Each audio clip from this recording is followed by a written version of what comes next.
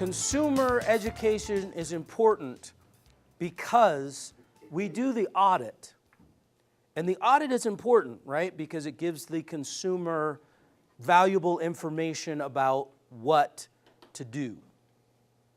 However, if the consumer does nothing after we've written the audit, then we have made some money, but the consumer hasn't really benefited at all.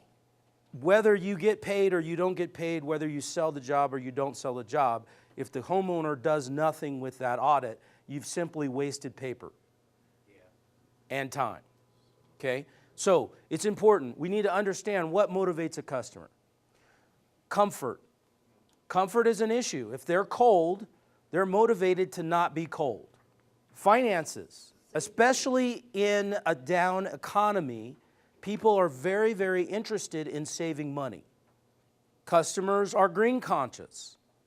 They're conscious of what's going on in the environment, and they're motivated by those kinds of factors. Health and safety. If they have allergies, they are sick a lot, they have a weak immune system, they have children, something like that, they're motivated to live in a healthy and safe environment. Especially if you're dealing with a builder of some sort, they'll be interested in certifications, okay? And especially now with some of the legislation coming up and rating homes and those sorts of things, those also can be motivating factors. But most folks are motivated by this money-saving factor. Let's talk about what we're going to do with the audit, what the role of education is during our audit process. Well, first off, we want to transfer information. We want to make sure that we're educating the customer and giving them the information that they need to make decisions. Then we need to empower the customer. And the way we empower the customer is we prioritize our options. And then we give them a checklist so that they can actually follow their own progress. If you have all these options, you can do this, you can do this, you can do this, you can do this, the homeowner's going to ask, what do I do first? And so that's where the value is. As you are the subject matter expert, you understand this industry and this field in energy efficiency, becomes then part of your job to lay out a plan of action for your homeowner. You also want to provide leads for the additional work. Now, you may be the person, your company may be the company doing the work. If it's not, or even if it is, you want to give them leads for where they can go to get the work done. Because they now trust you. So you need to tell them who you trust. Because the phone book is just, it's not a comfortable option when you're spending thousands of dollars and it has to do with your home. And if it doesn't get done right, then it becomes a huge problem. Then you want to make sure that you do follow-up, because they're not energy efficiency experts. They have no idea if the work's been done right. So make sure you follow up with them. Today's customer is sophisticated. Today's customer is not like yesterday's customer, okay? Today's customer is educated. Today's customer has resources like the internet to do research. That's why it's so incredibly important that when you talk to the homeowner, you use the right terms, you are articulate in the way you say things, because guess what? Anything you say to the homeowner in 30 seconds with the aid of some search engines and the internet, they can verify that you're telling the truth or you're blowing smoke. Just like that. You say something, you go off to do part of your audit, 30 seconds later they came back, they just went to the internet and they said, well, I just read something that says something the opposite of what you just said, okay? You better have an explanation for why you disagree with the internet. We want to make sure that the language that we use, the homeowner understands. Homeowners are not impressed by having us talk over their head and using acronyms and terms that they don't understand, like therms, right? You say therms, okay? It's great to follow up that statement with, do you know what that is? Therms, and when I say therms, you know what I mean? Okay, so, you know, if they say yes, great, you keep going. If they don't, then you give them a quick explanation so that they can follow along with you. Because remember, today's homeowners are a lot more educated than they used to be, okay? And they don't appreciate being made to feel stupid anymore. When you say things like natural air changes per hour, you want to define it. What does that mean? Even if you don't say NACH, right, you say natural air changes per hour, you still need to define that for the benefit of the homeowner so that they know what you're talking about when you talk about natural air changes. And you talk about CFM, and you might even go into, I mean, we're talking about customer education, right? So you can talk about CFM, and then you can say, you know, well, that really doesn't mean anything, right? So we take that number, this is how the blower door works, and we take this number that it gives us, the cubic feet, the amount of air that's moving through the fan, and then we take the amount of the volume of your house, and then we apply this in factor for where, and that gives us this natural air changes per hour, which is the percentage of the air in your house that gets exchanged every hour. And now we've educated the customer, we've defined some language, and now they are up to speed with us and they feel smart, which is a good thing. Right. Today's customer wants to verify the information. So when you go out on a job, even if your job is to sell the job, it's not likely that you're going to go out, do the audit, and then sell the homeowner a $5,000 job before you head to your next audit that afternoon. Because let's face it, it's a $5,000 job. They want to make sure that they can save money. They want to make sure that what you say needs to be done really needs to be done. They want some time to think about it. They want some time to do some research on it. They want some time to verify that what you say is the truth. Those customers, those homeowners, they're cost conscious. They want to make sure that you're charging them the right amount of money. They're health and safety conscious. They want to know if you're going to add fiberglass insulation or you're going to add cellulose insulation to your house. They want to make sure that that's not going to make their health and safety issues worse. And they're also environmentally conscious. Is this really the most environmentally friendly way to do this? Or is there something else that I should be looking at? Here's some topics that your client is going to be interested in, things you're going to want to make sure that you hit when you're educating your customer during the interview process of your audit. You want to make sure that they understand, or they want to know where the energy is going in their home. I have a customer who actually asked me to do this with him. He sent me outside to look at his meter, his electric meter. And what he would do is he went inside and he was flipping the breakers on his panel. And we were talking by cell phone, and he would flip the breaker, and I'm looking for a change in the rate that electric meter is spinning, right? And we finally hit one breaker, and it made a significant difference. It slowed significantly, okay? So now he's got it narrowed down. It's got to be something on this circuit breaker, right? This is just an example of the things that, you know, today's customers are interested. They want to know where the energy is going in their home, what is inefficient about their home, okay? You're going to give them this audit report, and they want to be able to interpret the results. They want to get the report. They want to understand what's on the report. They want to be able to read this thing intelligently. This is one of the advantages of having your homeowner. I mean, you may not be a social person, may not like having somebody following you around looking over your shoulder, but when they get the audit later, they're not looking at all of this for the first time. This is simply a reminder of what what they looked at. Because homeowners are cost conscious, they're really interested in low cost and no cost conservation. What can I do to save money without spending any money or without spending a whole lot of money? Okay? What can I do myself that I don't have to pay someone else to do?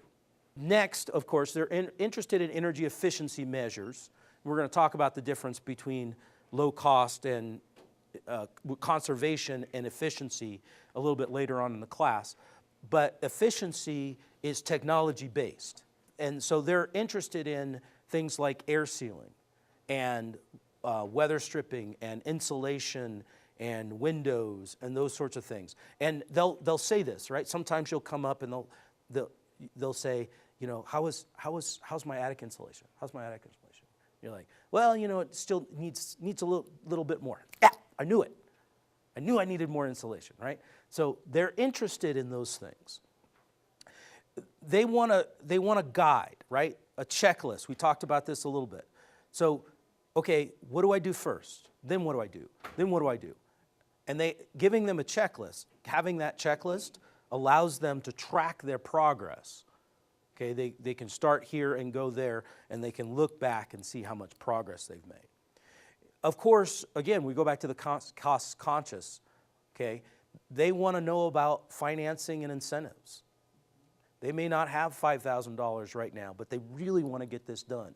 We need to educate the customer, the homeowner, the consumer about what financing options are available and what incentives are available, whether that be from the utility company, from the federal government, from local governments, rebates, you know, what are they? What are they? We want to make sure that we stay up to date and current on those things so that we can educate the customer about it. And then, of course, we talked about the list of resources. They want to know where can they go to get more information, whether that be a competing bid or whether it's just, you know, how do I learn more about energy efficiency? Because you're there for an hour and a half, or you're there for 2 hours, 2.5 hours, you're feeling generous, okay? But that's not going to be a complete education. You might mention something about recycling, but they want more information on how does recycling work anyway, right? You know, what can I recycle, and those kinds of things, okay? Understanding an energy bill is probably one of the critical things when we educate a customer. Because when you think about it, the most important part of an energy bill is how much you pay. Is that true? Actually, what you pay is not the most important part of the energy bill. It's how much energy you use. Because the price of energy goes up and down and up and down. So you may be paying less this year than last year, but using more energy this year than last year. And the other way around. You might be paying more this year, but using less. So really, when we look at our energy bills and we show our customers how to read their energy bills, we need to make sure that the customer understands that when they're looking at their energy bill, yeah, it's important how much you pay, because if you don't write the check for the right amount, then you'll stop getting energy. Okay, the energy flow stops. Okay, so it's certainly an important part. But if they're looking at energy efficiency, that's why they called you your house in the first place, right? Because they want to somehow affect the energy usage, their energy usage downward, so that ultimately they're paying the same or less than they were before. So they need to look at, on their energy bill, know on their energy bill what they're using and which months they're using it.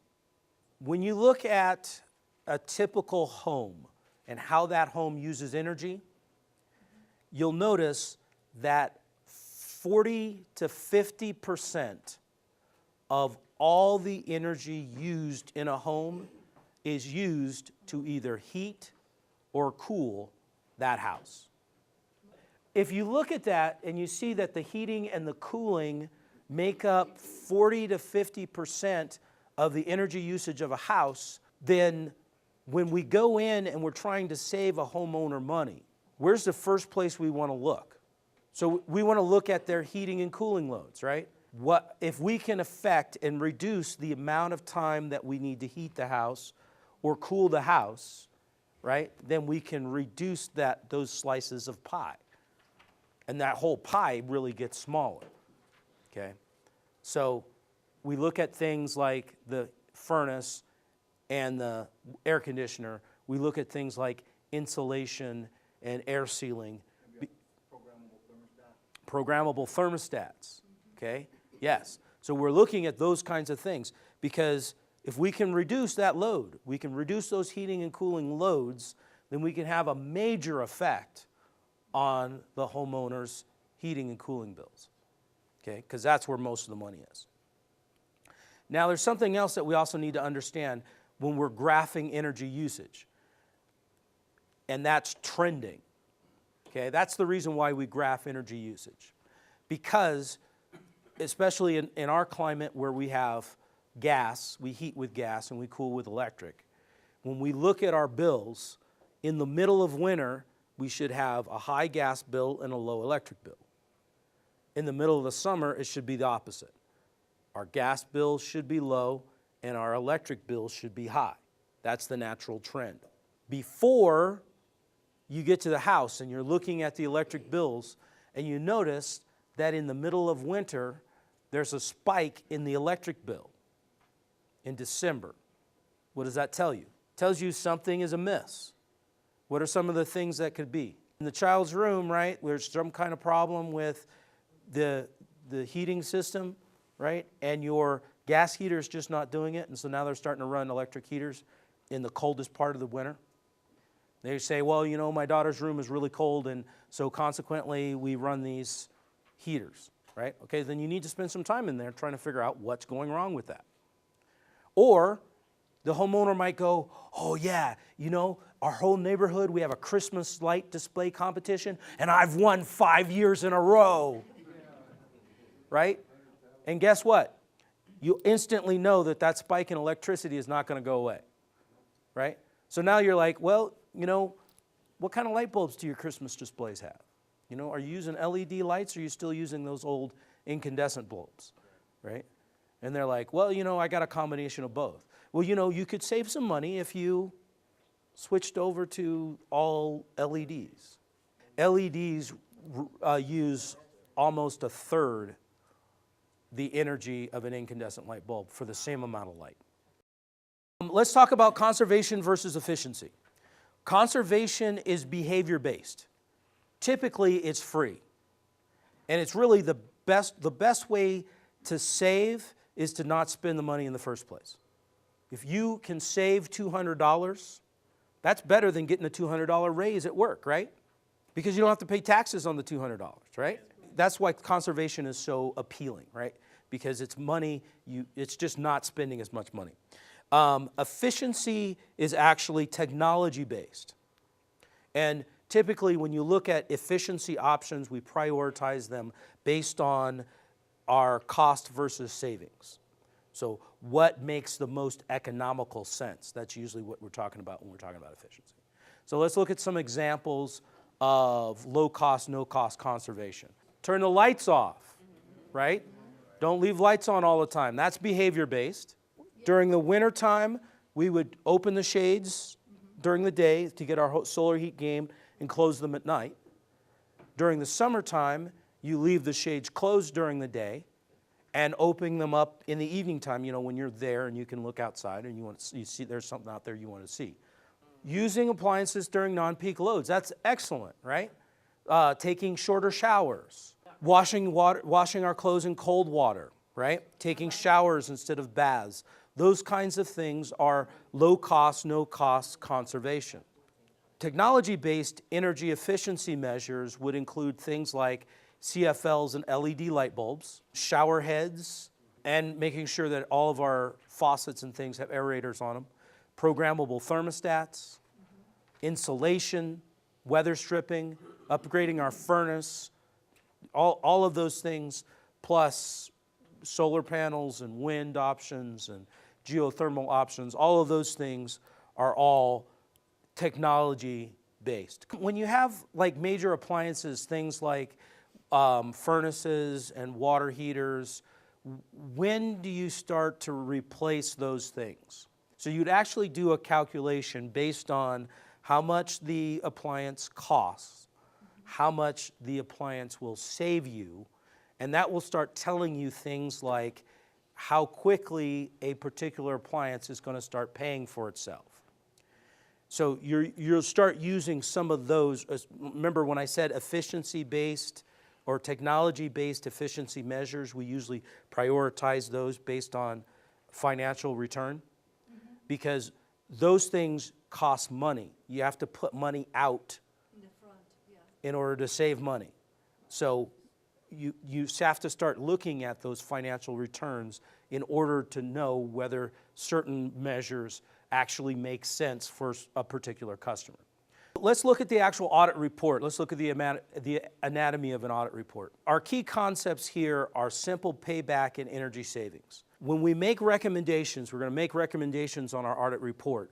And when we make those recommendations, we're going to give them things like what's called simple payback, which is how many years is it going to take for this particular measure to pay for itself. And we're going to say how much energy we estimate this is going to save you as the customer by doing this measure. We're also going to talk about the condition. We go up in the attic and we look at the attic and we see insulation, a certain amount of insulation. It's in good shape, it's in great shape, it's in poor shape. Okay? We're looking at our water heater, and we look at the water heater and it's got rust on it, and the P&T isn't installed properly, and we see things that are wrong with it, and we say, okay, this is in poor condition. Then we're going to talk about the improvement itself. What are we talking about? What does the improvement look like?